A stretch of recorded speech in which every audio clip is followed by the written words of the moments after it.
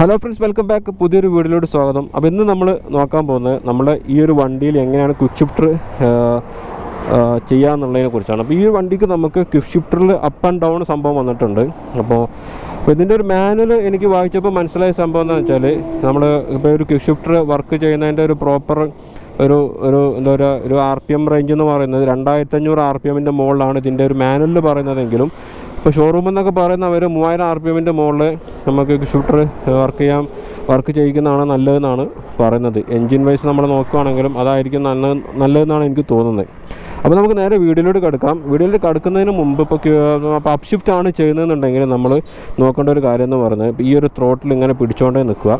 പിടിച്ച് നമ്മളിങ്ങനെ throttle throttle വിട്ടുണ്ടെങ്കിൽ അത് കട്ടായി പോകും. അപ്പോൾ ത്രോട്ടിൽ പിടിച്ചുകൊണ്ടിരിക്കുക. അപ്പ് ഷിഫ്റ്റ് ആണ് ചെയ്യുന്നുണ്ടെങ്കിൽ ത്രോട്ടിൽ പിടിച്ചുകൊണ്ടിരിക്കുക, ഗിയർ ഇങ്ങനെ അപ്പ് ഷിഫ്റ്റ് ചെയ്യുക. നേരെ തിരിച്ചാണ് നമ്മൾ ഡൗൺ ഷിഫ്റ്റ് ചെയ്യുന്ന സമയത്ത് ത്രോട്ടിൽ കംപ്ലീറ്റ്ലി വിടുക. അതായത് നല്ലൊരു സ്പീഡിൽ പോകുന്ന സമയത്താണല്ലോ നമ്മൾ ഇപ്പോൾ എൻജിൻ ബ്രേക്കിങ്ങോ അല്ലെങ്കിൽ നമ്മൾ എന്തെങ്കിലും എമർജൻസി സമയത്താണല്ലോ നമ്മൾ സ്പീഡ് കുറയ്ക്കാൻ നോക്കുക. ആ ഒരു സമയത്ത് കംപ്ലീറ്റ്ലി നമ്മൾ ത്രോട്ടിൽ അങ്ങ് വിടുന്ന സമയത്ത് ക്ലച്ച് പിടിക്കാണ്ട് ഗിയർ ഡൗൺ ഷിഫ്റ്റ് ചെയ്യുക. അപ്പോൾ അതാണ് നമ്മൾ ഈ ഒരു വീഡിയോയിലൂടെ നോക്കാൻ പോകുന്നത്. അപ്പോൾ നമുക്ക് നേരെ വീഡിയോയിലൂടെ എടുക്കാം.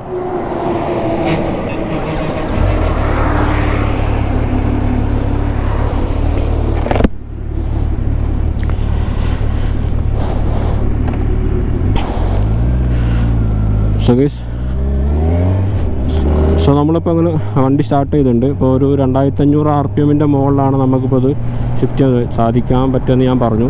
ഇപ്പോൾ 3rd ഗിയറിലാണ് പോയിക്കൊണ്ടിരിക്കുന്നത്. ഇപ്പോൾ ഞാനിതാ ത്രോട്ടിൽ പിടിച്ചുകൊണ്ടിരിക്കുകയാണ്. അതുപോലെ തന്നെ ക്ലച്ചും പിടിച്ചിട്ടില്ല.